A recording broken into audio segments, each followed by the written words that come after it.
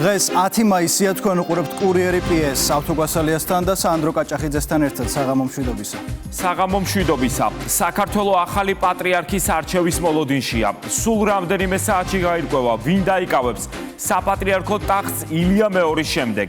სამების საკათედრო ტაძარში სამზადისი დასასრულს უახლოვდება. ეწყობა სივრცე ისტორიული კრებისთვის, სადაც ქართული ეკლესიის მომავალი უნდა გადაწყდეს.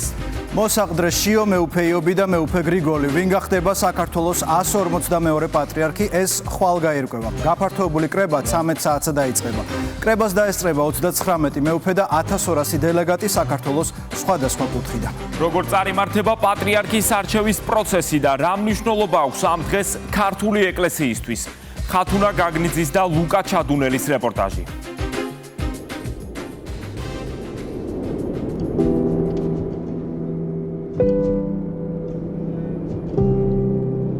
ვემზადებით ეკლესიას ეყოლება ახალი წყემსთავარი, სამების საკათედრო ტაძარი, ნამდვილად გვირგვინია ჩვენი უწმინდესის მოღვაწეობისა, ძალიან სასიხარულო რომ აქ იქნება ეს ყოველი. ახალი ეპოქის დასაწყისი. სამების საკათედრო ტაძარი ისტორიული მოვლენის მასპინძელია. პატრიარქ ილია მეორის კურთხევით აშენებულ ტაძარში სულ რამდენიმე საათში საპატრიარქო ტახტის ახალ მემკვიდრეს აირჩევენ. მოსაყდრე მეუფე შიო, მეუფე იობი და მეუფე გრიგოლი. საქართველოს მართლმადიდებელი ავტოკეფალური სამოციქულო ეკლესიის ისტორიის ახალ ფურცელს ერთ-ერთი მათგანი გადაშლის.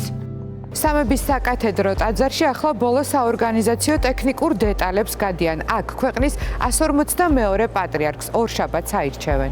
საეკლესიო კრება სამებაში 11 მაისს 13 საათზე დაიწყება. სინოდის წევრები და საპატრიარქო კანდიდატები ტაძრის შუაგულში მაგიდებთან განთავსდებიან საარჩევნო პროცესს 1200-მდე მოწვეული დელეგატიც დაესწრება. სამების ტაძარში საეკლესიო კრებისთვის რამდენიმე დღეა ემზადებიან. ორშაბათ დილით უკვე ყველაფერი იქნება მობილიზებული და ორგანიზებული და უკვე პირველ საათზე დაველოდებით ბელთავრებს, სრულიად საქართველოს კათოლიკოს პატრიარქის მოსაყდრეს, თავიდან შესრულდება სრულიად საქართველოს პატრიარქის სულის საუხად პანაშვიდი და უკვე დაიწყება წესი პატრიარქის არჩევისა. მამა კირიონი არის ერთ-ერთი ორგანიზატორი და ძალიან რომ აი აქ იქნებაო და ხა მამა აქ არ მსახურობს, უბრალოდ მოხდა რომ სრულიად საქართველოს კათოლიკოს პატრიარქების ხატია და ძალიან გაუკვირდა და გაუხარდა რომ ეს ადგილი იყო ესე შერჩეული შემთხვევით და აი აქ უნდა მოხდეს ეს ფარულად არჩევანის გაკეთება და შემდეგ აქედან დელთავარი გადაბრძანდება შუა ტაძარში და გამჭვირვალე ყუთში მოათავსებს მის არჩევანს. გაფართოებული კრების პროტოკოლით საარჩევნო პროცესს მეუფეებით დაკომპლექტებული კომისიები გაუძღვებიან. სამი კანდიდატი იქნება დაბეჭდი ბიულეტენზე და ამორჩეველი შემოხაზავს, შემდეგ ეს ბიულეტენი იდება კონვერტში და მოთავსდება შემდეგ საარჩევნო ყუთში. კრებას პატრიარქ ილია მეორის მოსაყდრე შიო გახსნის. ზოგადად მოსაყდრე არის ამ ყველაფრის წამყვანი და თავმჯდომარე, მაგრამ რადგანაც თვითონ არის ერთ-ერთი კანდიდატი, პროცედურა უნდა წარმართოს იქ სხვა ეპისკოპოსმა და ძირითადად იქნება საარჩევნო კომისიის წევრები, ვინც არიან, იმათ უნდა წარმართონ დანარჩენი პროცედურა. იქ უნდა დაიდგას ყუთი. ეს ყუთი უნდა იყოს გამჭვირვალე, როდესაც მორჩება ეს პროცედურა ხმის მიცემის. აი ამის შემდეგ უკვე ეს ყუთი გაიხსნება საჯაროდ იქვე ეპისკოპოსების თვალწინ, კომისია სპეციალურად გამზადებულ ჭურჭელში ჩააგდებს აი ამ ასე თქვათ ბიულეტენებს, რომელიც უკვე როცა დაითვლება ხმები და დასრულდება დასახელება, უნდა დაიწყოს. ეს იმისათვის, რომ ასე თქვათ ხმის ფარულობა იქნას დაცული. მე-14 გაფართოებული საეკლესიო კრება ისტორიაში ყველაზე წარმომადგენლობითი იქნება. პატრიარქის არჩევის პროცესს ეპარქიებიდან, სასულიერო აკადემიებიდან და სემინარიებიდან მოწვეული 1200 სტუმარი დაესწრება. მთელ ტაძარში განლაგებული იქნება სკამები და იქნებიან. სანამ ეპისკოპოსები არჩევანს გააკეთებენ პატრიარქობის კანდიდატებს და დელეგატების ნაწილს საკუთარი მოსაზრების გამოთქმის შესაძლებლობა ექნება. კრებაზე დასწრება შესაძლებელია მხოლოდ სპეციალური სიებით, რომელიც არის შედგენილი ამ ბოლო პერიოდის განმავლობაში 12 საათამდე უნდა მოხდეს სტუმრების მიღება, დელეგატების მიღება, კაცრად იზღუდება მობილური ტელეფონებით სარგებლობა, საპატრიარქო კანდიდატებს ექნებათ 5 წუთიანი რეგლამენტი, ხოლო დელეგატებს 3 წუთიანი. დებულებაში გვიწერია სათათბირო ხმის უფლებით არიან დელეგატები. სათათბირო ხმა რას ნიშნავს? ყველა მათგანს თეორიულად აქვს უფლება, რომ თავისი მოსაზრება გამოთქვას ან კრების მიმდინარეობაზე, ან ცალკეული კანდიდატის შესახებ, როგორც დადებითი, ის უარყოფითი, ან რა პრობლემას ხედავს. და საბოლოო ჯამში ესე გადაწყდა, რომ თითო ეპარქიიდან მხოლოდ თითო დელეგატს ექნება გახმოვანების საშუალება თავისი აზრის. ამის შემდეგ ჩატარდება კენჭისყრა. თუ პატრიარქობის კანდიდატი 39 ეპისკოპოსის მინიმუმ 20 ხმას დააგროვებს, გამარჯვებულად ჩაითვლება. ხმების სხვაგვარი განაწილების შემთხვევაში ხელახალი კენჭისყრა ჩატარდება. ვთქვათ, ვერც ერთმა ვერ დააგროვა ნახევარზე მეტი. ჩვენ ვიცით, რომ მეორე ტურში ის ორი კანდიდატი იყრის კენჭს, ვინც ხმათა უმრავლესობა მიიღო. ხმების უმრავლესობა. და უკვე ხმათა უმრავლესობა მოხდება ამ ორში არჩევა. კრება დახურული იქნება. მხოლოდ გახსნის და კენჭისყრის პროცესი, ასევე არჩევნების შედეგების გამოცხადება საზოგადოებრივი მაუწყებლის პირდაპირ ეთერში გადაიცემა. საქართველოს ეკლესიის ისტორიაში უმნიშვნელოვანეს მოვლენას ვიდეო ფირზე სრულად ასახავენ. გახსნა ამ კრებისა იქნება პირდაპირ ეთერში, შემდეგ კენჭისყრის პროცესი იქნება პირდაპირ ეთერში, ხოლო უკვე დათვლა ეს აღარ გადაიცემა და საბოლოო შედეგის გამოცხადებაც გადაიცემა პირდაპირ ეთერში. საჭირო ინფორმაციას და კადრებს უკვე დასრულების მერე თუ ჩავთვლით საჭიროდ და იქნება ამის აუცილებლობა, გავავრცელებთ ჩვენ თვითონ. შედეგს გამოაცხადებს მეუფე ანანია, ის არის ხმის დამცველი კომისიის თავმჯდომარე. ხვალ გამოვაცხადებთ ინტრონიზაციის თარიღის შესახებ გადაწყვეტილება უნდა მიიღოს უკვე გამორჩეულმა პატრიარქმა. არჩეული პატრიარქის ინტრონიზაცია ტრადიციულად სვეტი ცხოველში ჩატარდება. აღსაყდრების ცერემონიას მსოფლიო მართლმადიდებელი ეკლესიებიდან მოწვეული დელეგაციები დაესწრებიან. ახალი კათოლიკოს პატრიარქი მართლმადიდებელ საერთო ოჯახის წევრი ხდება და ეს ევქარისტიული კავშირის დამყარება არის ამის დადასტურება, რომ შენს კანონიკურობას აღიარებენ. მათი ჩამოსვლით და შენი დახვედრით. სტუმრის სტატუსით, რა თქმა უნდა, სხვადასხვა რანგის იგივე პოლიტიკოსები შეიძლება დაესწრონ, ან სხვა რელიგიის წარმომადგენლებიც. საერთო წირვის დაწყებამდე არის წარდგენა, მანამდე იწყება ეს პროცესი ინტრონიზაციის. და ის უკვე კათოლიკოს პატრიარქის რანგში აღასრულებს წირვას. და წირვის ბოლოს მას გადაეცემა საპატრიარქო, ასე ვთქვათ, კვერთხი, ძოცისფერი აცვია პატრიარქს. ანუ ეს მანტია გადაეცემა და ამით შეიმოსება და საზემო ვითარებაში გადაეცემა კუნკულ ბარტყული საპატრიარქო, ეს თავზე რაც აფერად შავი კუნკულ ბარტყული ბოლოს, მაგრამ მანამდე გადაეცემა კირიონის დროინდელი პანაღიები. გადაეცემა ღვთისმსახურების დროს ეგრეთ წოდებული ოქროს მიტრა, ძველი პატრიარქებიდან მოყოლებული ინახება. ქეროტონი თუ პირატესე მუდამთავარი გადასცემს, ან შეიძლება სათითაოდ ყველა ესეთი ნივთი, წმინდა ნივთი გადაეცეს სხვადასხვა მდამთავრების მიერ, ქიროტონის და მიხედვით. ახალ პატრიარქს ყველა ის ტიტული გადაეცემა, რასაც ილია მეორე ატარებდა. სრულიად საქართველოს კათოლიკოს პატრიარქი ამავდროულად ცხუმაფხაზეთის მიტროპოლიტი და მცხეთა თბილისის მთავარეპისკოპოსი იქნება. სამხრეთ კავკასია გლობალური პოლიტიკის ცენტრში. ევროპის პოლიტიკური გაერთიანების სამიტზე, რომელიც ერევანში გაიმართა, მსოფლიო ლიდერები უსაფრთხოებაზე, ომზე, მშვიდობასა და ევროპის მომავალზე სასაუბროდ შეიკრიბნენ. ოფიციალური გამოსვლების პარალელურად ყურადღების ცენტრში მოექცა შეხვედრები კულისებს მიღმა და გზავნილები, რომლებმაც შესაძლოა უახლოეს მომავალში კონკრეტულ პოლიტიკურ პროცესებზეც იმოქმედოს. ერევანში გამართული სამიტი იმ დროს ჩატარდა, როცა ევროპა უსაფრთხოების და პოლიტიკური გამოწვევების წინაშე დგას. ასეთ ფონზე მსგავსი ფორმატები უკვე მხოლოდ დისკუსიის სივრცე აღარ არის. აქ იკვეთება მომავალი პოლიტიკური ურთიერთობების და პარტნიორობის კონტურებიც. საქართველოს დელეგაცია პრემიერის ხელმძღვანელობით აქტიურად მონაწილეობდა დისკუსიებში, სადაც ყურადღება რეგიონის სტაბილურობასა და საქართველოს სტრატეგიულ როლზე გამახვილდა. ლიკა ალელიშვილის და დათო ახალაძის რეპორტაჟი.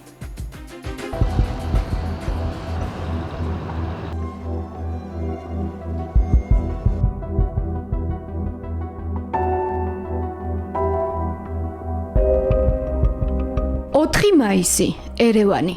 სომხეთის დედაქალაქში ევროპის პოლიტიკური ელიტა იკრიბება. 48 ქვეყნის ლიდერი მსჯელობს, როგორ გახდეს კონტინენტი უფრო უსაფრთხო. ევროპის უსაფრთხოება, სტაბილურობა და ამისათვის აუცილებელი დაკავშირებადობა მთავარი თემაა საქართველოს პრემიერ-მინისტრის ირაკლი კობახიძის გამოსვლებსა და ქვეყნის ლიდერებთან შეხვედრისას. პრემიერ-მინისტრმა ისაუბრა საქართველოს სატრანზიტო პოტენციალზე, შუა დერეფანში და ევროპის ეკონომიკური უსაფრთხოების უზრუნველყოფაში საქართველოს როლზე.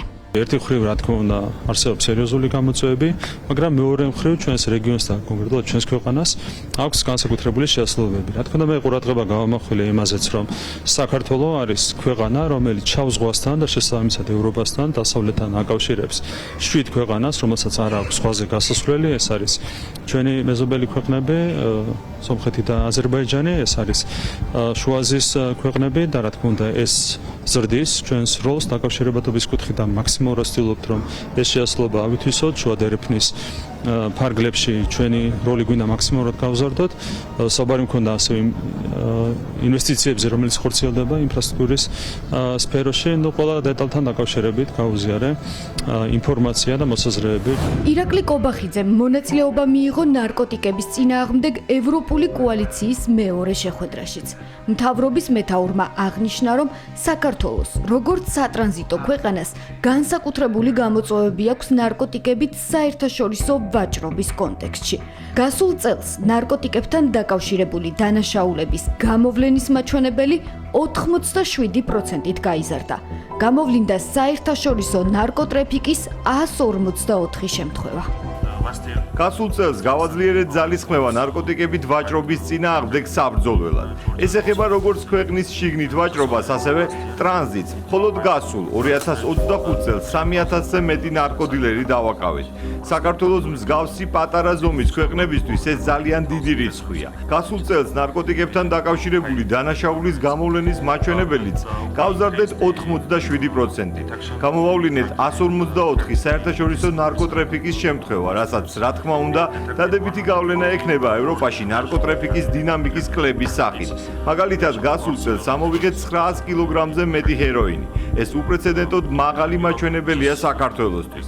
ერთ-ერთი მთავარი გამოწვევა ონლაინ გაყიდვებია. ამჟამად ამ პრობლემასთან გამკლავება ჩვენი მთავარი ამოცანაა. მზად ვართ ყველა თქვენგანთან ინტენსიურად ვითანამშრომლოთ. სამიტის ფარგლებში 5 წლიანი პაუზის შემდეგ შედგა საქართველოსა და უკრაინის პირველი პირების პირველი კონტაქტი. ინიციატორი ვოლოდიმირ ზელენსკი იყო. მან ყველა სოციალურ პლატფორმაზე დაწერა, რომ საქართველოს პრემიერთან დიალოგის გაგრძელება სურს. ირაკლი კობახიძემ კი შეხვედრას პრაგმატული და საქმიანი უწოდა. მეგობრული და საინტერესო საუბარი რაც შედგა ჩვენ შორის. თავად პრეზიდენტმა გამოხატა ეს ინიციატივა, ჩვენ ესერად დავდასტურეთ ჩვენი მზაობა და გავისაუბრეთ ორხრივ ურთიერთობებთან დაკავშირებით, არსებითად ეს იყო ამ საუბრის საგან და კიდევ ერთხელ ვიტყვი, რომ იყო საინტერესო საუბარი ჩვენ შორის და იყო ძალიან მეგობრული. ეს ზოგადად შემიძლია გითხრათ, რომ უკრაინა ჩვენთვის არის მეგობარი ქვეყანა, ჩვენ გვაქვს ტრადიციული ისტორიული მეგობრობა, რაც აკავშირებს ჩვენს ქვეყნებს, ჩვენს ხალხებს და ამას უნდა გავფრთხილდეთ მაქსიმალურად. ეს იყო მათ შორის ის სულისკვეთება, რომელიც პრეზიდენტს გაუზიარა. პირველად დიდი ხნის განმავლობაში მცირე ხნით პირისპირ ვისაუბრეთ საქართველოს პრემიერ-მინისტრთან. მიმაჩნია, რომ ეს სწორია. ვოლოდიმირ ზელენსკისა და ირაკლი კობახიძის შეხვედრა სომხეთში საქართველოსა და უკრაინის საგარეო საქმეთა მინისტრებიც ესწრებოდნენ. მაკა ბოჭორიშვილსა და ანდრიი სიბიჰას შორის სამიტის დასრულების შემდეგ სატელეფონო საუბარიც შედგა, რომლის მთავარი თემა საქართველოსა და უკრაინას შორის დიპლომატიური ურთიერთობების აღდგენის პერსპექტივა იყო. ჩვენ ვისაუბრეთ ჩვენს ქვეყნებს შორის ურთიერთობებზე და იმ გამოწვევებზეც მათ შორის რაც ჩვენ შორის არის და მნიშვნელობაზე თუ რამდენად მნიშვნელოვანია რომ განმავითაროთ ორ ქვეყანას შორის თანამშრომლობა. იყო ამაზეც საუბარი რომ ორ ქვეყანას შორის ურთიერთობებში მნიშვნელოვანია დიპლომატიური ურთიერთობები, მათ შორის ელჩების ყოფნა ქვეყანაში. სამიტზე ბევრს საუბრობდნენ სამხრეთ კავკასიაში მშვიდობის შენარჩუნების აუცილებლობაზეც. ოფიციალურმა ბაქომ ოფიციალური ერევნის მიერ ორგანიზებულ სამიტში პირველად, თუმცა დისტანციურად მიიღო მონაწილეობა. აზერბაიჯანსა და სომხეთს შორის მშვიდობის პრაქტიკულ სარგებელს ორივე სახელმწიფოს მეთაური აღნიშნავს. ჩვენ მხოლოდ 9 თვე არაც მშვიდობიანად ვცხოვრობთ და ვსწავლობთ მშვიდობიან ცხოვრებას. მშვიდობის კიდევ ერთი მნიშვნელოვანი მიღწევა დაკავშირებადობა. სომხეთი და აზერბაიჯანი უკვე ხედავენ მშვიდობის პრაქტიკულ სარგებელს. სომხეთმა და აზერბაიჯანმა მიაღწიეს სამშვიდობო შეთანხმებას. ეს არის ჩვენი დამოუკიდებლობის პერიოდში ყველაზე მნიშვნელოვანი ეტაპი, როცა არის მის როლისა და აფეთქებების ხმა. ახლა ჩვენ აზერბაიჯანთან მუშაობთ იმისთვის, რომ გავაძლიეროთ მშვიდობა. წლევანდელ სამიტს პირველად ესწრებოდა სხვა კონტინენტის ქვეყნის წარმომადგენელი. კანადის პრემიერ-მინისტრის მარკ კარნის ევროპის პოლიტიკური საზოგადოების სამიტში მონაწილეობას განსაკუთრებულ მნიშვნელობას ანიჭებს ნატოს გენერალური მდივანი. კანადა არის ევროკავშირის მონიტორინგის ჯგუფის ნაწილი და უმსხვილესი კონტრიბუტორი უკრაინაში. ჩვენ გვაქვს ფართო თანამშრომლობა ევროკავშირთან. მსოფლიოში შექმნილი ვითარების ფონზე ძალიან მნიშვნელოვანია ასეთი შეხვედრები. ჩვენ გავაგრძელებთ თანამშრომლობას უსაფრთხოების, ეკონომიკისა და კულტურის სფეროებში. მოხარული ვარ, რომ სამიტს პირველად ესწრება კანადა. ევროპას აქვს გარკვეული უთანხმოებები შეერთებულ შტატებთან. ამერიკა არ არის კმაყოფილი ირანის მოვლენებზე ევროპის რეაქციით. თუმცა ჩვენ თანხმდებით იმაზე, რომ ყველაფერს ვაკეთებთ ევროპისა და ნატოს გასაძლიერებლად. ევროპის სამიტის მთავარი სტუმარი თავად სამიტის დაარსების ინიციატორი, საფრანგეთის პრეზიდენტი იყო. ეს ფორმატი უკრაინაში სრულმასშტაბიანი ომის დაწყების შემდეგ სწორედ მისი ინიციატივით შეიქმნა. ემანუელ მაკრონი ერევანში ერთი დღით ადრე ჩავიდა და სომხეთის დედაქალაქის ქუჩებშიც ისეირნა. ეს უკვე შეფასდა ნიკოლ ფაშინიანის მხარდაჭერად, რადგან ერთ თვეში სომხეთში არჩევნები იმართება. თავად მაკრონს ნიკოლ ფაშინიანისთვის მხარი ღიად არ დაუჭერია და მხოლოდ ევროპის კონტინენტზე მშვიდობისა და სტაბილურობის აუცილებლობაზე საუბრობდა. მომავლის მშენებლობა, ერთიანობა და სტაბილურობა ევროპაში. ასე დასრულდა ამ დევიზით გამართული ევროპის პოლიტიკური გაერთიანების რიგით მერვე სამიტი ერევანში.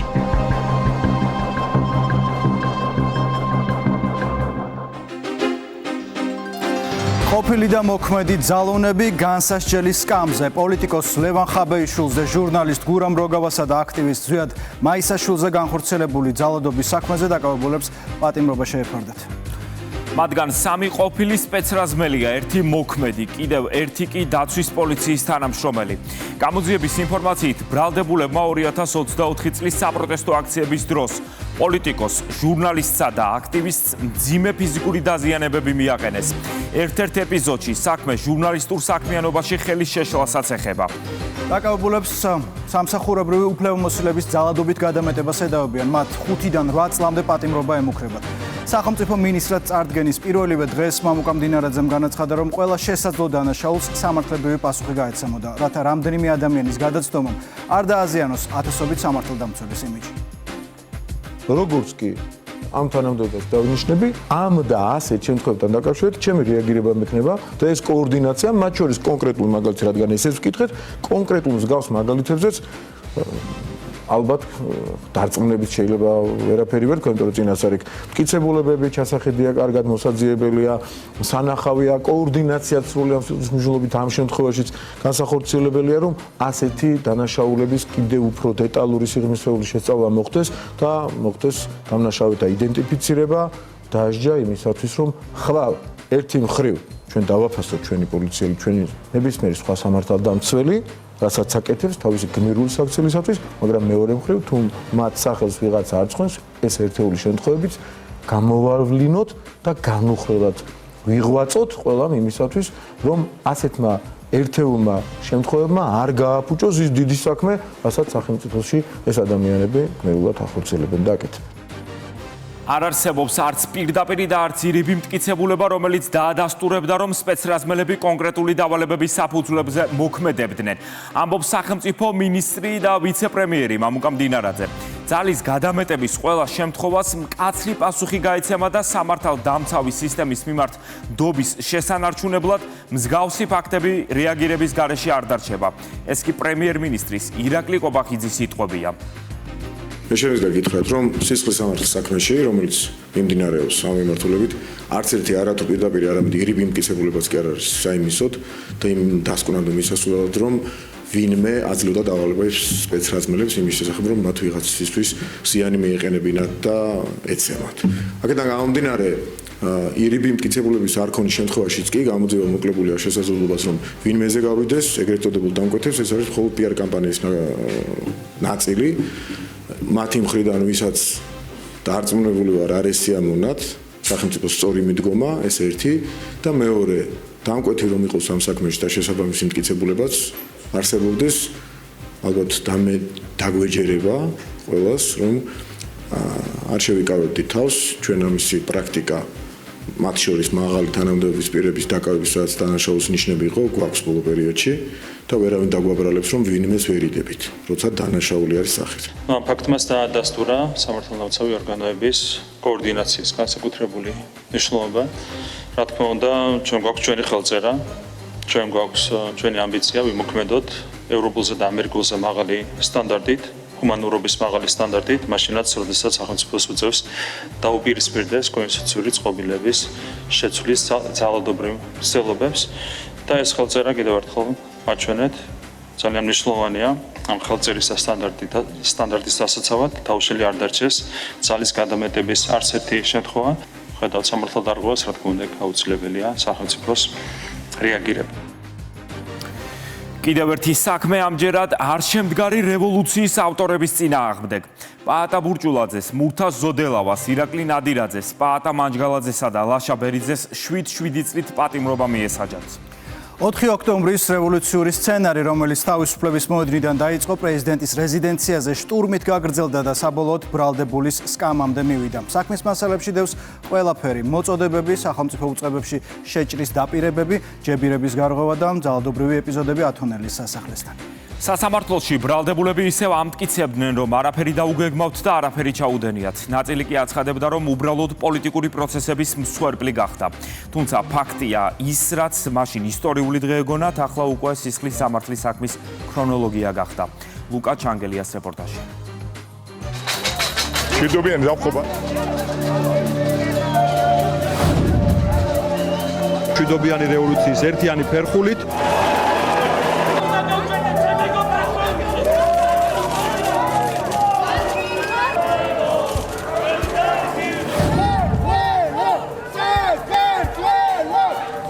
მშვიდობიანი რევოლუცია.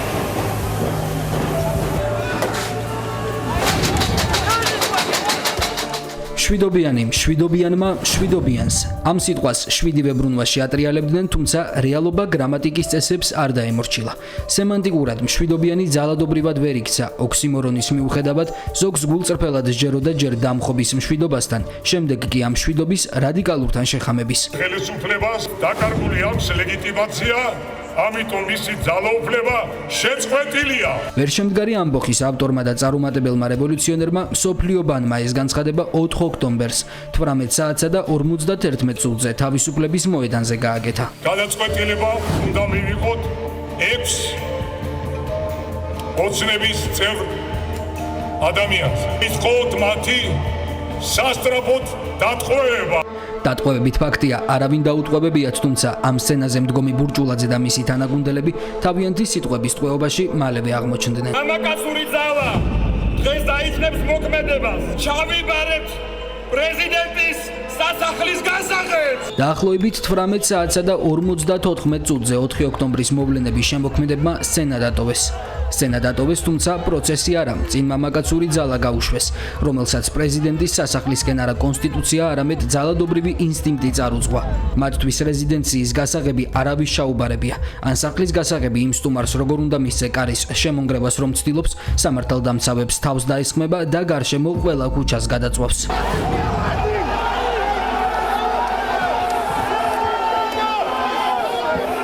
პროტესტის ნაცვლად ძალადობა, დიალოგის ნაცვლად შტურმი. სწორედ აქ დამთავრდა სიტყვა მშვიდობიანის 7 ვებრუნვა და დაიწყო სისხლის სამართლის კოდექსის მუხლები. ათონელის სასახლეზე შტურმიდან რამდენიმე წუთში რევოლუციის მთავარმა დირიჟორმა პაატა ბურჭულაძემ მოულოდნელად აღმოაჩინა, რომ შეუძლოდ იყო. სანამ მისი მოწოდებით საქეზებული ადამიანები პოლიციის კორდონებს უტევდნენ, მსოფლიო ბანმა კლინიკის პალატაში გადაინაცვლა. ტერიტორია სასწრაფოდ დატოვეს პაატა მანჯგალაძემ, ირაკლი ნადირაძემ და მურთაზ ზოდელავამაც. ზოდელავა ტელეეკრანებიდან მოუწოდებდა მომიტინგეებს, უკან არ დაეხიათ, თუმცა უკან დახების საკუთარი ტრაექტორია წინასწარ კარგად ჰქონდათ გათვლილი. მე პირადად ამბოხდი, გესმით ყველამ და გამოვიდეთ კიდე, ვიდგეთ ახლა ვინც არის აქ. ჩვენ გვინდა რევოლუცია, მშვიდობიანი რევოლუცია. ამ განცხადებებიდან რამდენიმე წუთში ძალადობრივი აქციის ორგანიზატორები რეალობას შეეჯახნენ. გააცნობიერეს, რომ პასუხისმგებლობა გარდაუვალი იყო. ნადირაძე და ზოდელავა სამართალდამცველებმა იქვე პარლამენტის წინ დააკავეს. კანონის აღსრულება გაგრძელდა კლინიკაშიც და საცხოვრებელ მისამართებზეც. პაატა ბურჭულაძე სამართალდამცველებს საავადმყოფოში დახვდა. ლაშა ბერიძე და პაატა მანჯგალაძე კი პოლიციამ სახლებში აიყვანა. 4 ოქტომბრიდან 7 თვის თავზე ვერშემდგარი რევოლუციის ავტორებისთვის განაჩენის დრო დადგა. საქალაქო სასამართლოში მოსამართლე ირაკლი ხუსკიბაძემ სახელმწიფო ბრალდების მოთხოვნა სრულად დააკმაყოფილა. სხდომათა დარბაზში ყველა ბრალდებული იმყოფებოდა ირაკლი შაიშმელაშვილის გარდა, რომელზეც ძებნაა გამოცხადებული. საბოლოო სიტყვის უფლებით ყველა მისარგებლა. პირველი კვლავ პაატა ბურჭულაძე იყო, თუმცა ამჯერად მისი სცენა არა თავისუფლების მოედანი, არამედ სასამართლოს დარბაზი აღმოჩნდა. ჩემს ადგილს ვხედავ ან რუსთაველზე ან ციხეში. ორივე ბრძოლის ფრონტია. განაჩენი მკაცრია პაატა ბურჭულაძეს, პაატა მანჯგალაძეს, მურთა ზოდელავას, ირაკლი ნადირაძესა და ლაშა ბერიძეს 7 წლიანი პატიმრობა შეეფარდათ. თორნიკე მჭედლიშვილს, ნიკა გვენცაძეს, ირაკლი ჩხვირკიას და გური ჟვანიას სასჯელ აღსრულების დაწესებულებაში 5 წლის გატარება მოუწევთ. ძებნილ შაიშმელაშვილს კი სასამართლომ თავისუფლება 2 წლით აღუკვეთა. მშვიდობიანი რევოლუციის სახელით შეფუთული ხელისუფლების დამხობის გეგმა ჩავარდა. მართლ გუნდში აცხადებენ, რომ ეს სამართალდამცველების ეფექტური მუშაობის შედეგია. 4 ოქტომბრის მოვლენები მედიასთან სამართალდამცავი უწყებების კოორდინაციის საკითხებში სახელმწიფო მინისტრმა გაიხსენა. 4 ოქტომბერს მამუკა მდინარაძე სახელმწიფო უსაფრთხოების სამსახურის უფროსის თანამდებობას იკავებდა. იქ იყო ბევრი დეტალი, რომელიც არათუ დანაშაულზე, არამედ დანაშაულთან ერთად ძალიან სერიოზულ პოლიტიკურ პრობლემებზეც მიუთითებდა. დანაშაულის შედეგად რა შეიძლება გამოწვეულიყო ამ ქვეყანაში და რამდენად სერიოზული დარტყმა შეეძლო მიიღო ქვეყანას. ზედმიწევნითი სიზუსტით მოხერხდა იმ დღეს პოლიციის ყველა დანაყოფის მოქმედება, უსაფრთხოების და დაცვის სპეციალური სამსახურების ზედმიწევნითი სიზუსტით მოქმედება, პრევენცია, დაზღვევა. თქვენ გახსოვთ, რომ პარალელურად მიმდინარეობდა ღონისძიების დამთავრებიდან უმოკლეს ვადაში ასევე მოხერხდა იმ იარაღის ამოღება, რომელიც უსაფრთხოების სამსახურის თანამშრომლების ინფორმაციით, მათ მიერ მიღებული და მოპოვებული ინფორმაციით უნდა გამოყენებულიყო მოქალაქეების წინააღმდეგ. იმ დღეს ქვეყანა გადარჩა ძალიან დიდ უბედურებას.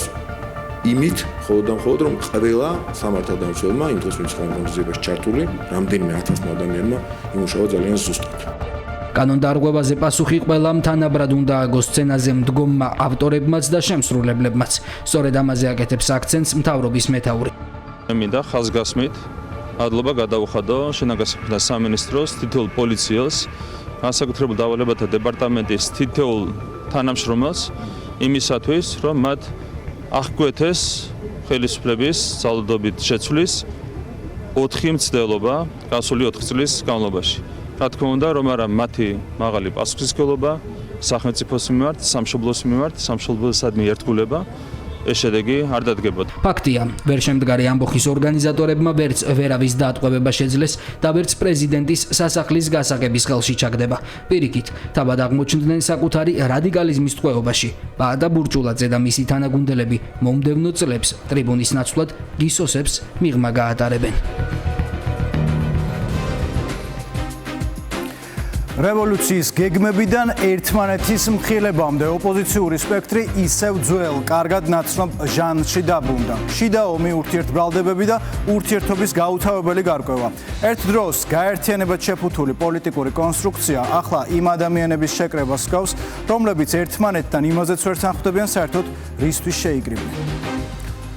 სანამ ერთი ნაწილი 26 მაისისთვის გეგმებს აანონსებს, მეორე იმის გარკვევას ცდილობს, საერთოდ არსებობს თუ არა რაიმე გეგმა. უნდოვანება ვერ გაერკვნენ ვინ რას აწყობს, სად მიდის და საერთოდ ერთად არიან თუ უკვე ცალ-ცალკე. ერთი მხარდამჭერებს საყვედურობს, მეორე კოლეგებს მოღალატეებს ეძახის, მესამე კი პოლიტიკურ შეფასებებს ისევ ციხიდან არიგებს. ზოგი 50,000-იან შეკრებას აანონსებს, ზოგს კი რეგიონებში შეხვედრების კადრები უფრო მცირე აუდიტორიით ახსენებს თავს. საბოლოოდ ოპოზიციურ ფლანგზე იმდენი ურთიერთგამომრიცხავი განცხადება ისმის, რომ უკვე რთულია გაიგო ისინი ხელისუფლებას ებრძვიან თუ ერთმანეთს. იზი ბურნაძის რეპორტაჟი.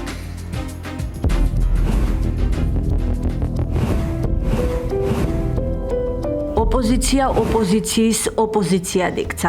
დაპირისპირების საგა, რომელიც ახლად შექმნილ ალიანსში მიმდინარეობს, მრავალსერიიანია. პოლიტიკურ გზაჯვარედინზე 9 პარტიის გაერთიანების გზები რამდენიმე თემის, მათ შორის 26 მაისს დაანონსებული შეკრების გამო გაიღო.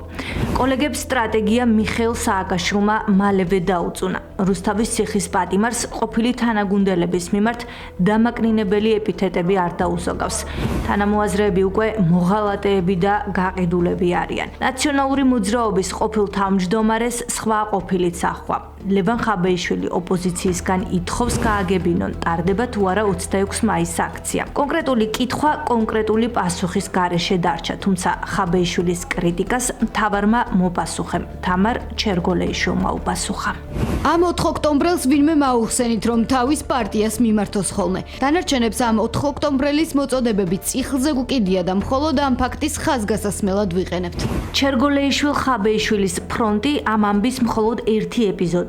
სანამ ოპოზიციის ერთი ნაწილი ერთმანეთის კრიტიკითა და კითხვა-პასუხით იყო დაკავებული, მეორე ნაწილი უფრო შორს წავიდა და სამიზნე ამ მრჩეველზე გაასწორა. ზურაბ გირჩი ჯაფარიძემ ერთ ვიდეოში ბევრი თქვა, ის რომ ოპოზიციას ხალხის მობილიზება უჭერს, თუმცა პასუხისმგებლობა საკუთარ მომხრეებს დააკისრა. მათი მისამართით არც შეურაცხმყოფელი ფრაზები დაუზოგავს და არც კატეგორიული განცხადება, რომ პრეტენზიებს არ იღებს. ოპოზიცია არ ვარგა, ეს კლასიკა უკვე ყველა უნიჭო და რატომ უნდა გამოვიდეთ? ასჯერ გამოვედით და მე რა თითქოს ვინმეს ან მე ან რომელიმე სხვა მოქალაქეს რაღაცა ის კონდეს განსაკუთრებული ვალდებულებები კონდეთ ან რაღაც სასწაულები ჩავიდინოთ. იმიტომ რომ პოლიტიკოსი ქვია, აი ნუ მართლა რაღაც პარტიები ვერ ამობილიზებენ ხალხს, მეგონება მე სადმე ბუჩქებში მყავდეს ხალხი დამალული და მეზარებოდეს ამ ხალხის გამოყვანა. ჯაფარიძის ვიდეო მიმართვას პასუხად საკუთარი მომხრეების მწვავე შეფასებები მოხვა. შეურაცხმყოფელი პოსტები, წარსულის შეხსენება, პასუხისმგებლობაზე მითითება და სხვაზე გადაბრალების დასრულების მოთხოვნა. ოპოზიციის ბუნდოვანი სტრატეგია ამით არ სრულდება. ამ მრჩეველთან საერთო ენა ოპოზიციონერებმა ვერც საჯარო შეხვედრების სახელით დაანონსებულ დახურულ შეკრებებზე გამონახეს. ამ დრომდე არც ქვეყნის მასშტაბით დაპირებული კარდაკარი ჩანს. ჯერცეთი რეგისტრაცია დავრეგისტრირდი. ოპონენტები რომ ელექტორალურ კრიზისში არიან, ამას მმართველი გუნდისთვის ოპოზიციის ქმედებები კიდევ ერთხელ ადასტურებს. სახელმწიფო პარტიაში აცხადებენ, რომ მათმა ოპონენტებმა მხარდამჭერები საკუთარი განცხადებებითა და ქმედებებით დაკარგეს. თავს ლაღად ვერ გძნობენ რეგიონში შეხვედრები და ხალხთან შეხვედრებში. ისინი თავს ლაღად გძნობენ ელჩებთან, ოფისებში, ლაღად გძნობენ ბრიუსელის სხვადასხვა დერეფნებში. ეს არის მათი ბუნებრივი გარემო, ვინაიდან საიდანაც იღებენ დაკვეთას, მათ მიმართ გძნობენ საკუთარ ანგარიშვალდებულებას და ის დაკვეთა, რაც მათმა ამორჩეველმა მისცა 2022 წელს, ნახეთ, როგორ მოეპყრო მანდატები დახიეს და გადაყარეს ნაგვის ურნაში. ბოიკოტი პარლამენტს ეს კიდევ ერთი საკითხია, რამაც ალიანსში ახალი დაპირისპირების სკერა გააჩინა. ამჯერად ამ ეპიზოდის ავანგარდში ნიკა გვარამია. ყოფილი პროკურორი აცხადებს, რომ მანდატებზე უარის თქმას კოლეგები მას აბრალებენ. თავის მხრივ კი გვარამია ოპოზიციის წარმომადგენლებს ბრალს ურმაგ სტანდარტში სდებს. იჯდე ეთერში და ბლატაობდე უკაცრავად ამ სიტყვის დროს, რომ აი მე პარლამენტში არ შევედი და ხალხს გავყევი. ბოლომდე, მაგრამ ეთერებს შორის, ესე ვთქვათ, სარეკლამო ჭრებში იმას ეუბნებოდი წამყვანს, რომ გვარამია დამპალის ბრალია ეს და 40 მილიონი აიღო თუ 170 მილიარდი თუ რაღაცა ბიძინას გაუვიდა და ბევრზე, რომლებსაც უნახავთ ამ დღეებში და უკვე ვხედავ. წინასაარჩევნოდ ყოფილი ნაციონალების მოსყიდვაზე მოქმედი ნაციონალები საუბრობდნენ, თუმცა წარსულში დაწყებული წერილების კამპანია მიხეილ სააკაშვილმა არც აწმყოში მიატოვა და ციხიდან ისევ შემოთვალა, რომ ოპოზიციის წევრების გაუბედაობით უკმაყოფილოა. სააკაშვილს კვლავ გვარამია მოხვა, რაც ეთერიდან არ თქვა, სოციალური ქსელიდან გააჟღერა. პოზიციის გარკვევით ღიად თუ მკაფიოდ გამოხატვის დრო მოვიდა. ბუნდოვანი ტექსტები არ გამოვა, ერთიც და მეორეც არ გამოვა. დილით არჩევნებზე მოდიდა საღამოს მიტინგზე არ გამოვა. რა ვქნა სხვანაირად დაფინანსება არ მექნება, არ გამოვა. ყველამ გადაწყვიტოს და მკაფიოდ თქვას, რა და რატომ გადაწყვიტა. და სააკაშვილმა ისევ დაწერა. დაწერა, რომ ოპოზიცია ერთი და იგივე წრეზე დადის. უმძიმეს კრიზისშია და 14 წელია ვერაფერს სწავლობს. პოლიტიკურ ლიდერებს ხალხთან კომუნიკაციის ფორმები დაუწუნა. დაიწუნა როგორც თავადწერს კუტოკებად დაყოფაც. აღიარა ისიც, რომ პრობლემა მის პარტიაშიც არის. ერთმანეთზე გადაბრალების სტრატეგია, რომელსაც ოპოზიცია იყენებს, მართლ გუნდს არ უყვირს, რადგან როგორც სახელმწიფო პარტიაში აცხადებენ, მათი ოპონენტების ყველა გეგმამ კრახი განიცადა. ქართული ოცნების ლიდერების თქმით, ოპოზიცია გარე ძალების მითითებებით მოქმედებს. მათ ეს მითითება მიიღეს თავიანთი გარე პატრონებისგან, ვინაიდან გარე პატრონებს ჰქონდათ გათვლა, რომ ეს იყო ერთ-ერთი ზეწოლის მექანიზმი ქართული ოცნებისთვის, რომ ხელახლა ჩაგვეტარებინა არჩევნები, რომელშიც რადიკალური ოპოზიცია დამარცხდა, მიუხედავად იმისა, რომ ბრიუსელმა ჩაუტარა თავიდან ბოლომდე წინასაარჩევნო კამპანია. აგზავნეს თავიანთი საგარეო საქმეთა მინისტრები, აგზავნეს დელეგაციები და რამდენიმე რევოლუციური სცენარის დაგეგმვაში მიიღეს მონაწილეობა message box-დან დაწყებული ამ სცენარის აღსრულებით გაგრძელებული ყველაფერი იგეგმებოდა ევრობიუროკრატების კაბინეტებში და შესაბამისად ეს ევრობიუროკრატები ფიქრობდნენ რომ ამ წაგებული არჩევნების ასე ვთქვათ კომპენსირებას მოახდენენ იმით რომ ბოიკოტის რეჟიმში ამყოფებდნენ რადიკალებს და ჩვენ გადავადმევინებდნენ ნაბიჯს რომ ჩანიშნულიყო ახალი არჩევნები ეს ყველაფერი მათ წყალში ჩაეყარათ და ახლა ეს რადიკალები ამ მიმართულებითაც ერთმანეთისთვის გადაბრალების რეჟიმში არიან. ქართული ოცნება დარწმუნებულია, რომ 10 არჩევნებში გამარჯვების შემდეგ მე-11 გამარჯვებასაც იზეიმებს. მთავრობის მეთაური აცხადებს, რომ გარე დირექტივებით შექმნილი ფორმალური ერთობა ამჯერადაც დაიშლება. 26 მაისს დაანონსებული აქცია კი სრული ფიასკოსთვის არის განწირული. რა თქმა უნდა, განწირულია სრული ფიასკოსთვის. ნებისმიერი ინიციატივა თქვენ ხედავთ, რომ 10 კაცშიც კი ვერ ახერხებენ ეს ადამიანები ერთიანობის შენარჩუნებას. ასეთ პირობებში, რა თქმა უნდა, ვერც ერთ მათ პოლიტიკურ ინიციატივას ვერ ექნება წარმატება. ეს არის ძალიან მარტივი, მათ ხალხთან მისასვლელი პირიც არ აქვს, დაანონსეს ხალხში გასვლა და ხალხში ვერ გავიდნენ.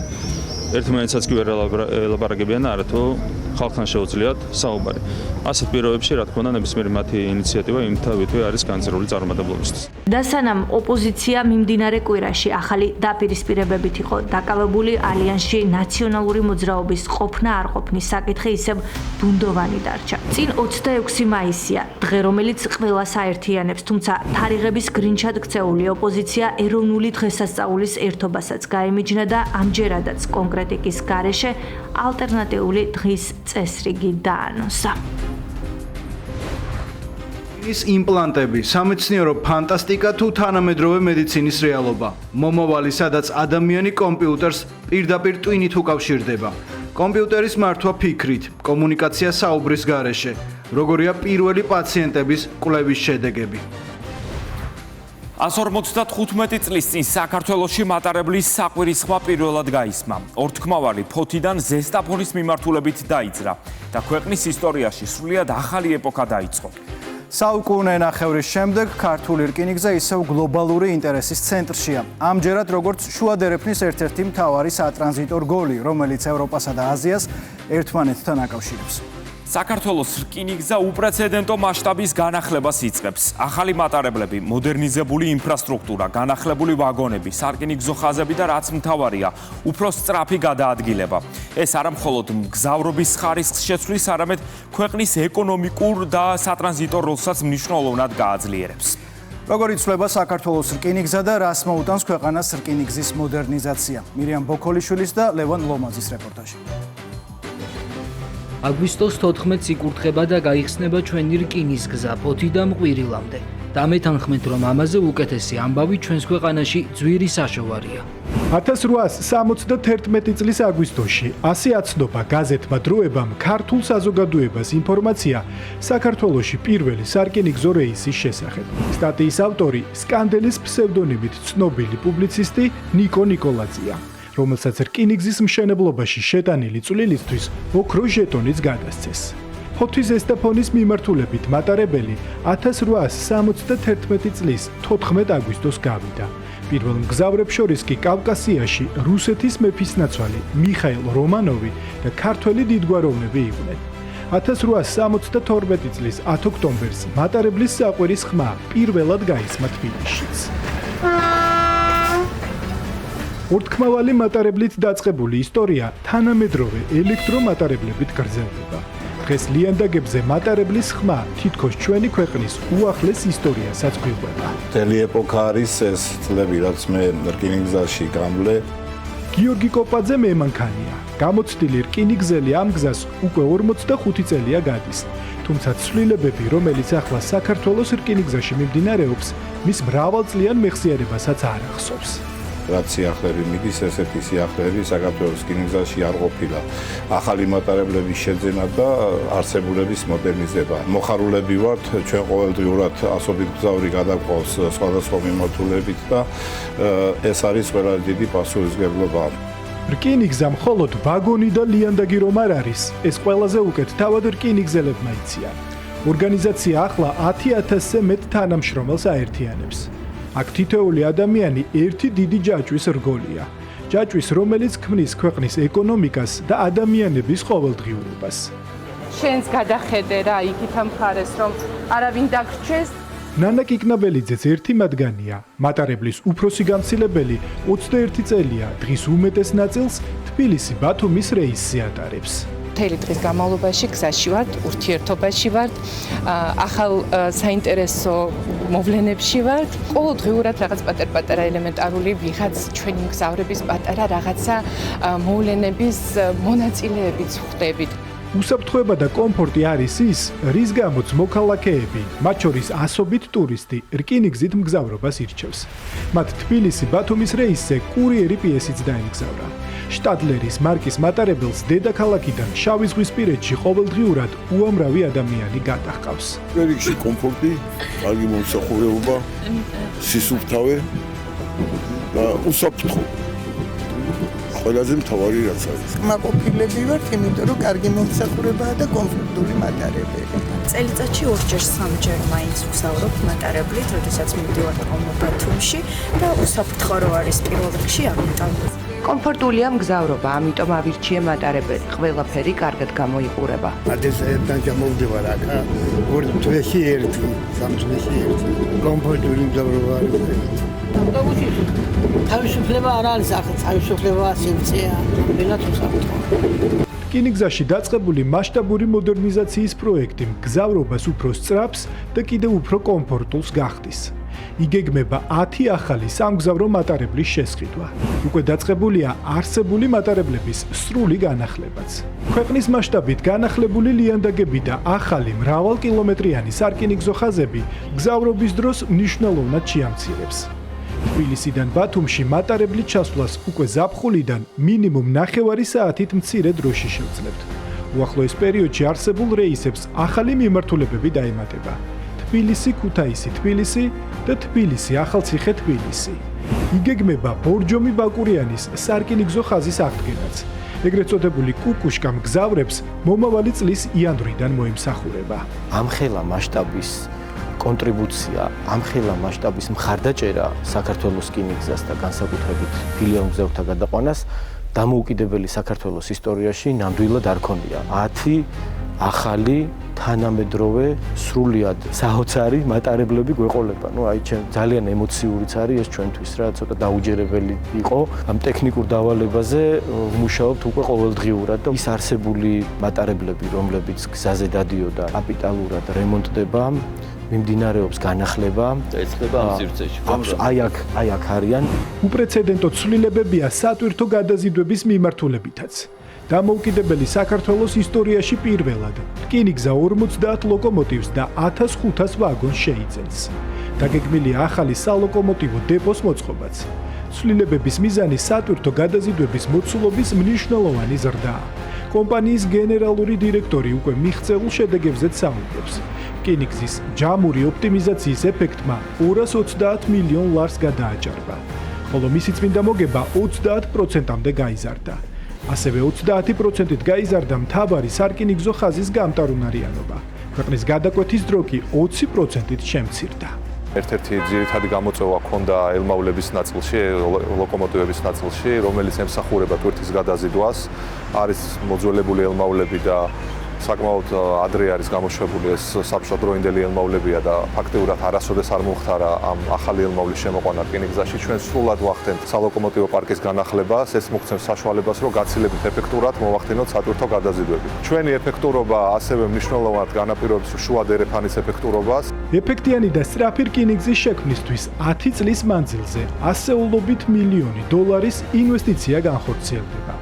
ცვლილებები ერთის მხრივ გააძლიერებს საქართველოს როგორც ტრანზიტულ ქვეყანას ტრანსკასპიურ საერთაშორისო მარშრუტში, მეორეს მხრივ კი რკინიგზას კიდევ უფრო სანდო და სტაბილურ კომპანიად აქცევს. ლიანობაში საქართველოს რკინიგზაში შემდეგი 10 წლის განმავლობაში ჩაიდება ძალიან მასშტაბური ინვესტიციები, საორიენტაციო ოცოლობა არის 1.7 მილიარდი დოლარი, რაც სხვადასხვა წყაროდან იქნება მობილიზებული დაკავშირებადობის მნიშვნელობას ჩვენი ქვეყნისთვის, ჩვენი ქვეყნის სატრანზიტო ფუნქციის განვითარებას ენიჭება ბუნებრივია განსაკუთრებული მნიშვნელობა ჩვენი ქვეყნის განვითარებისთვის, ჩვენი ქვეყნის ეკონომიკის განვითარებისთვის. ჩვენ ვიწყებთ საქართველოს რკინიგზის ისტორიულ განახლებას, პროცესს, რომელიც ფუნდამენტურად გარდაქმნის კომპანიას. 2026-2028 წლებში დამოუკიდებელი საქართველოს ისტორიაში პირველად ვიწყებთ სავაგონო და სალოკომოტივო პარკის სრულ განახლებას. საქართველოს მიმართ გაზრდილი ინტერესი არა შემთხვევითი, არამედ ჩვენი ქვეყნის მშვიდობიანი,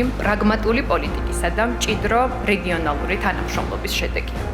155 წლის წინ დაწყებული რკინის გზის ამბავი გვაჩვენებს, რომ საქართველოში მოძრაობა არ ჩერდება და სანამ ლიანდაგებზე მატარებლის ხმა ისმის, ქვეყნის განვითარების ისტორიაც იწერება.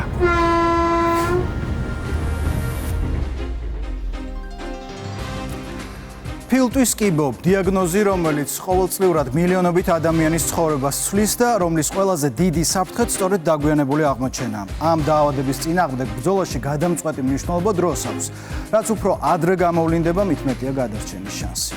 1 მაისიდან თბილისში შესაძლებელია ფილტვის კიბოს უფასო სკრინინგის ჩატარება. პროცედურა სულ რამდენიმე წუთს გრძელდება, თუმცა შესაძლოა სწორედ ამ რამდენიმე წუთმა გადაარჩინოს ადამიანის სიცოცხლე. დედაქალაქის მერიამ პროგრამისთვის 2026 წელს 3 მილიონი ლარი გამოყო. ვის შეუძლია ჩართვა და რა შესაძლებლობას აძლევს თბილისელებს ახალი მუნიციპალური პროგრამა. ნახეთ მარიკა გოცირიძის და გიორგი გუჯაბიძის რეპორტაჟი.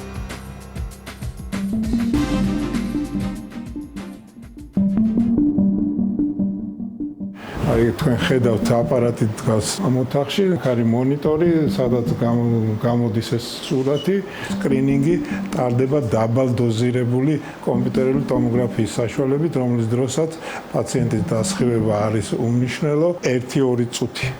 ამ ოთახში ფილტვის კიბოს სკრინინგის მაქსიმუმ 2 წუთიანი კვლევა პაციენტისთვის ვერაგი დაავადების ადრეულ ეტაპზე გამოვლენისა და სიცოცხლის გახანგრძლივების გარანტიაა. ეს ფუფუნება კი უფასო პროგრამის სახით მსოფლიოს მხოლოდ 11 წამყვანი ქვეყნის შემდეგ 1 მაისიდან საქართველოშიც ამოქმედდა ამ ეტაპზე დედაქალაქის მაცხოვრებლებისთვის. ჩვენ მოვახდენთ ფილტვის კიბოს ადრეულ სტადიებში აღმოჩენას, ამით მოხდება კურნალობის შედეგების გაუმჯობესება მთელ მსოფლიოში. ამჟამად ფილტვის კიბოს სკრინინგი მიმდინარეობს 11-ოდე ქვეყანაში, როგორიც არის ამერიკის შეერთებული შტატები, დიდი ბრიტანეთი, ჩინეთი, სამხრეთ კორეა, საფრანგეთი და ესეთ დიდ ქვეყნებში, ასე რომ დიდი ბედნიერება არის. ფილტვის კიბო სიხშირით მეორე სიმსივნური დაავადებაა. კიბოს მიზეზით სიკვდილიანობის სტატისტიკით კი პირველ ადგილზეა. სკრინინგი დაავადების განვითარების მაღალი რისკის მქონე პირებში ადრეულ გამოვლენას უწყობს ხელს და 70%-მდე ზრდის სიცოცხლის გახანგრძლივების მაჩვენებელს. ფილტვის დაავადებებზე მუშაობ უკვე 30 წელიწადზე მეტი. მეც უნდა ნატრა იყო, რომ ჩემს ქვეყანაში ყოფილიყო ფილტვის კიბოს სკრინინგის პროგრამა.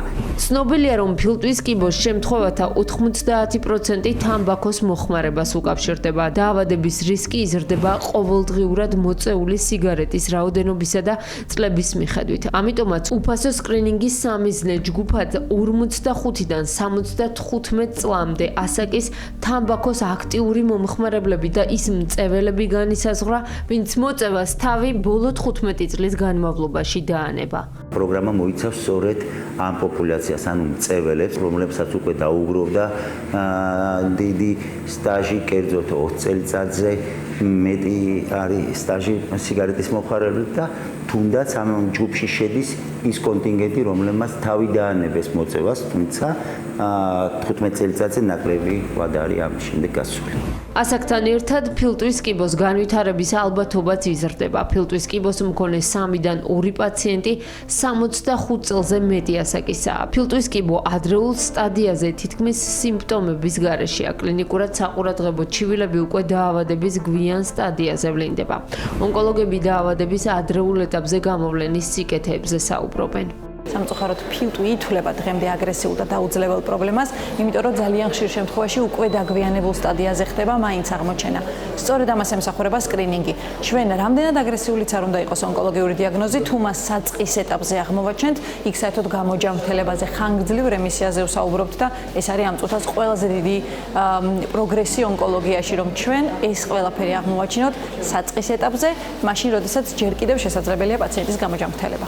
ფილტვის კიბოს სკრინინგის პროგრამაში ჩართვა უკვე შეუძლიათ თბილისის მაცხოვრებლებს. ისინი უფასო კვლევებს დედაქალაქის მასშტაბით 16 კლინიკაში ჩაიტარებენ. დარგის ექსპერტებთან და შესაბამის სპეციალისტებთან ერთად ჩვენი გუნდი მუშაობდა და სწორედ რამოდენიმე თვეში იქნა შემუშავებული ძალიან კარგი პროექტი, რომელიც დაიწყო 1 მაისიდან. ამ ეტაპზე 16 კლინიკა იმ მოცულობას, რომელიც არის თავისთავად ახდენს მათ რეგისტრაციას და პრობლემა არ არის, თუმცა ვაპირებთ რომ გავაფართოვოთ. გავითვალისწინეთ ზუსტად მის ყველა რაიონში ყოფილიყო ხელმისაწვდომი და სწორედ ამიტომ ჩავრთეთ წამყვანი კლინიკები. თითქმის ყველა წამყვანი კლინიკა არის ჩართული, რომელიც მდებარეობს ამათ იმ რაიონში და შესაბამისად მათი ხელმისაწვდომობა იქნება უზრუნველყოფილი. მინდა ვთხოვო მოსახლეობას, რომ აუცილებლად ისარგებლონ უფასო სკრინინგით. უფასო სკრინინგ პროგრამით სარგებლობა შესაძლებელია შემდეგ კლინიკებში: New Hospital, Geo Hospital, American Hospital Network, თოდუას კლინიკა, ფილტვის ჯანმრთელობის ეროვნული ცენტრი, ჯერარსი, ხეჩინაშვილის სახელობის საუნივერსიტეტო კლინიკა, კურაციო, ავერსის კლინიკა, ონკოლოგიის სამეცნიერო კვლევითი ცენტრი, ჯოენის საუნივერსიტეტო ჰოსპიტალი, კლინიკური ონკოლოგიის ინსტიტუტი, ახალი სიცოცხლე, ქირურგიის ეროვნული ცენტრი, კავკასიის მედიცინის ცენტრი, მრავალპროფილური კლინიკა, კონსილიუმ მედულა. დაავადებათა სკრინინგის პროგრამის ფარგლებში დედაქალაქის მერიამ ფილტვის კიბოს სკრინინგი 2026 წელს 3 მილიონი ლარით დააფინანსა. ტვინში ჩამონტაჟებული ჩიპები, ის რაც წლების წინ სამეცნიერო ფანტასტიკის ნაწილად ითვლებოდა, დღეს უკვე რეალურ ტექნოლოგიად იქცა. ილონ მასკის კომპანია ნეურალინკი მედიცინის ახალ ეპოქაზე საუბრობს.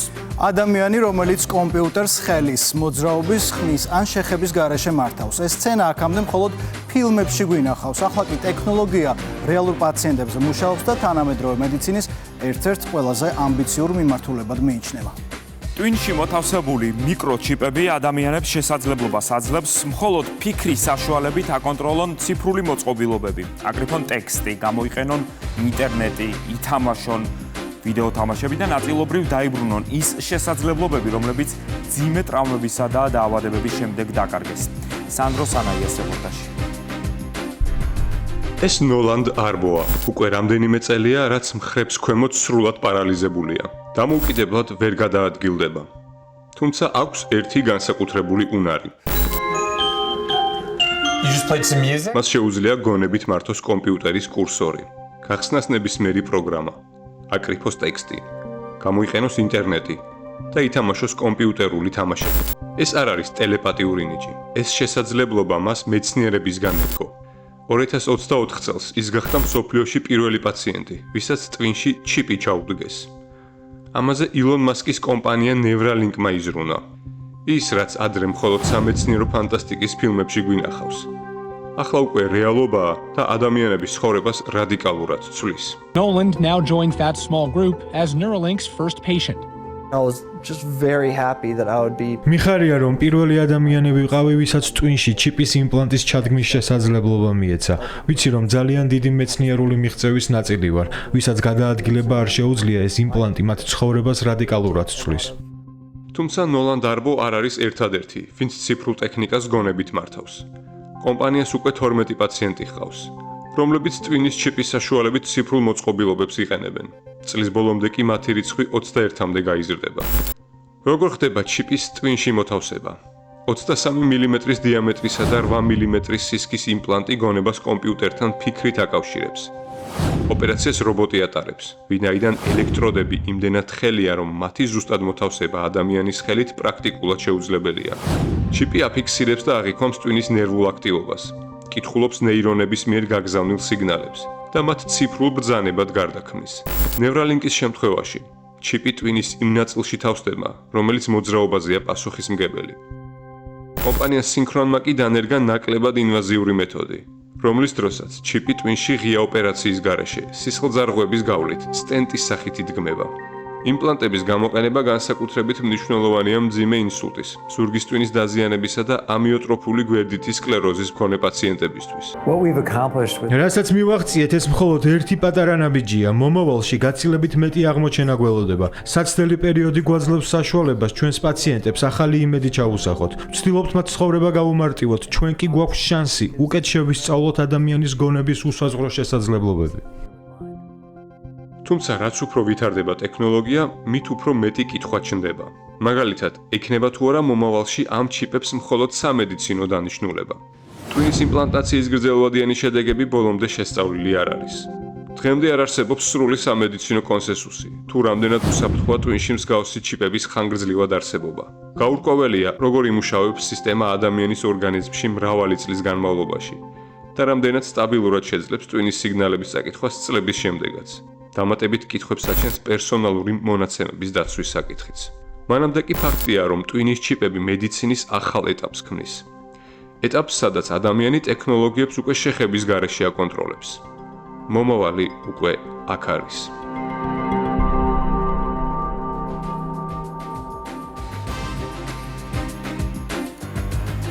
მეორე მსოფლიო ომის დასრულებიდან 81 წელი გავიდა, თუმცა ომის მოგონებები ვეტერანებისთვის დღემდე ისეთი მძაფრია, როგორც 10 წლეულების წინ. თაობა, რომელმაც კაცობრიობის ისტორიაში ერთ-ერთი ყველაზე სასტიკი ომი გამოიარა, დღეს საკუთარ ისტორიებს უკვე შვილიშვილებსა და შვილთა შვილებს უყვება. 17 წლის ბიჭები, რომლებიც სკოლის მერხებიდან პირდაპირ ომის ველზე აღმოჩნდნენ. ბევრი მათგანი შინ ვეღარ დაბრუნდა. გადარჩენილებს კი იმ წლების კვალი მთელი ცხოვრების განმავლობაში გავხვათ. სხეულზეც და მეხსიერებაშიც. 9 მაისი მათთვის მხოლოდ ისტორიული თარიღი არ არის, ეს დღე თანამებრძოლების და დაკარგული მეგობრების, ასევე გადარჩენილი სიცოცხლის გახსენებაა. ვეტერანები ამ დღეს ისევ განსაკუთრებულად ელოდებიან. ზოგი უცნობი ჯარისკაცის მემორიალთან მიდის. ზოგს უკვე გადაადგილება უჭირს და გამარჯვების დღეს სახლში ხვდება, მაგრამ ყველასთვის 9 მაისი იმ გზის გახსენება, რომელიც ფრონტიდან გამარჯვებამდე გაიარეს. მარიამ შანშიაშვილის და ზურაბ ნერგაძის რეპორტაჟი. რამდენი წლის იყავდნენ? 17. შეთხარა. აქ სათხარა. აი ეს არის აი. ძველი ფოტოსურათები სამხედრო წარსულში აბრუნებენ. იმ მოგონებებთან და მოვლენებთან, წლებთან ერთად მეხსიერებიდან, მაინც რომ ვერაფერმა წაშალა. როგორ გაიგეთ, რომ ომი დაიწყო? გაზეთებში იყო, რადიოში, რადიოები ეკიდა სტოლბებზე, გარეთ სტოლბები რო სტოლბებზე იყო რადიო იყო და აი რადიომ გადმოსა. გერმანელებმა გავიწყებობი. ახლა რამდენი წლის ხართ? 101. ბუ კაცი ყდება, ხალი ყდება, ადამიანი ყიფაფეთდა, ნავი გემი აფეთქდა. იქ სადილო საცხაბოლი ადიოდა, იქ ურწყავდა თვითონ იყო და ბევრი გერმანია. გადამიფრინდებოდა აპრილ მიკავრობასა და ფრელი წარღაც ყველა იხოცებოდა ფრენელი ადამიანი, ხალხი, სახლები, კარი, ხალი, კაცი. ზოგი იქით გარვისული დედამიშველი, ზოგი იქით ღმერთობიშველი. ბუ იქ ჩამოწვიდა. დაწექი, თანაკობს ჩასხეთ, რომ დაარბიხათ ეგრეზევიდან. ვახტანგ ადამაშვილი ფრონტზე რომ წავიდა 17 წლის იყო. მეორე მსოფლიო ომში მებრძოლი ქართველი სიკვდილს კი გადაურჩა, მაგრამ ომმა სამუდამო იარები მაინც დაუტოვა. ფეხსა და ხელში დაიჭრა. აი ესე კიდე ფეხში პატარა გაფხატული ფეხი, მარცხენა ფეხი წევიტყვია. სროლა იცოდით? გვასწავლეთ ცოტა ხანი ქუთაჟი. მახოდეს ვაგერ ყვიროდა რა ხდებოდა, მე ხდებოდა, იქნებოდა, გვერდზე ხალხი ხოცებოდა, მე მივდიოდი რა ხდებოდა თქვია. ომის ამბებს ახლა შვილიშვილებს უყვება. დღემდე 9 მაისით ცხოვრობს და ამ დღეს ყოველ წელს განსაკუთრებულად აღნიშნავს. ომში, რომელმაც მილიონობით მეომარი და მშვიდობიანი მოქალაქე იმსხვერპლა, იბრძოდა ალექსანდრე კერდიკოვიც. ქუჩაში დამიჭეს პატრულებმა. რატო არ ახარ ჯარშიო? 18 წლის ვიყავი და 6 წელიწადი ვიმსახურე, ომიანობაზე, ომის შემდეგ ვიმსახურე საზღვარზე. სად იბრძოდით? ყირიმში. ქართული დივიზია ყირიმში იბრძოდა. დიდ ფრონტზე პირველად ნახა სამხედრო აღჭურვილობა და ჯარისკაცის ჩექმაც. მე მძღოლი ვიყავი და ვაწვიდი იარაღს, საჭმელს, ჩასასვლელს. სროლა იცოდით? სროლა? რა თქმა უნდა, მე მანქანაში სასროლი იარაღი მქონდა. გეშინოდათ, აი, რაზე ფიქრობ? ნუ რა მეშინოთ, თუ ყველას ვეშინოთ და მეს მეშინოთ. ომი საშინაება, ყველა საშინია ომი. ომი არავის არ უნდა. ქართული დივიზიონი იყო და ძალიან დიდი მეომრები იყვნენ სხვა შორის. ებრძოდნენ გერმანიის ზურგში.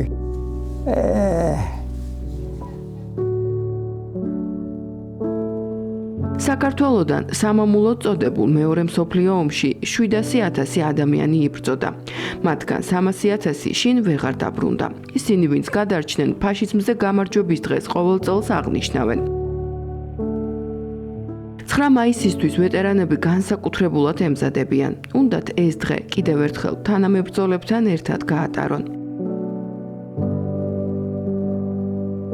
უხუცესი ვეტერანები საქართველოს სხვადასხვა ქალაქებში დილიდან იკრიბებიან და პატივს მიაგებენ უცნობი ჯარისკაცის მემორიალებს. ვისაც როგორ შეუძლია, ზოგს გადაადგილება უჭირს და ახლობლებს მოჰყავთ. ზოგს კი გამარჯვების დღეს სახლშივე ულოცავენ. 9 მაისი ვეტერანებს ხელისუფლების წარმომადგენლებმა მიულოცეს. ყველას ულოცავ 9 მაისს ფაშისტ გამარჯვების დღეს, განსაკუთრებით ულოცავ რა თქმა უნდა ჩვენს ვეტერანებს. 300,000 ადამიანი შეეწირა ქართველი ფაშიზმის წინააღმდეგ ბრძოლას, 100,000-ობით ქართველი იბრძოდა ფრონტზე და რა თქმა უნდა ჩვენი ვალია პატივი მიუგოთ თითოეული მათგანის, თითოეული გმირის ხსონას, თითოეულ გმირს, რომელიც არის განსახიერება თავდადების. საქართველოს ერთსულ მოსახლეობის რაოდენობაზე გადათვლით ყველაზე დიდი მსხვერპლი გაიგო ყველა ანტიფაშისტურ ერებს შორის. ეს არის ის წვლილი, რომელიც საქართველოს შეიტანა მშვიდობიანი სამყაროსთვის, ვინაიდან ეს ომი ეხებოდა ყველას. ეს არის ის წვლილი, რომელიც საქართველოს და ქართულ ხალხს ტრადიციულად ყოველთვის შექონდა ხოლმე უკეთესი მომავლისთვის. ამ მოხუცებმა კაცობრიობის ისტორიაში ერთ-ერთი ყველაზე სისხლისმღვრელი ომი საკუთარი თვალით ნახეს. იბრძოლეს, გადარჩნენ და მათ მეხსიერებას იქ გატარებული დღეები სამუდამოდ შემორჩა. ომის დროინდელ ამბებს, რომელიც მათ გადახდათ, დღეს უკვე შვილიშვილებსა და შვილთაშვილებს უყვებიან.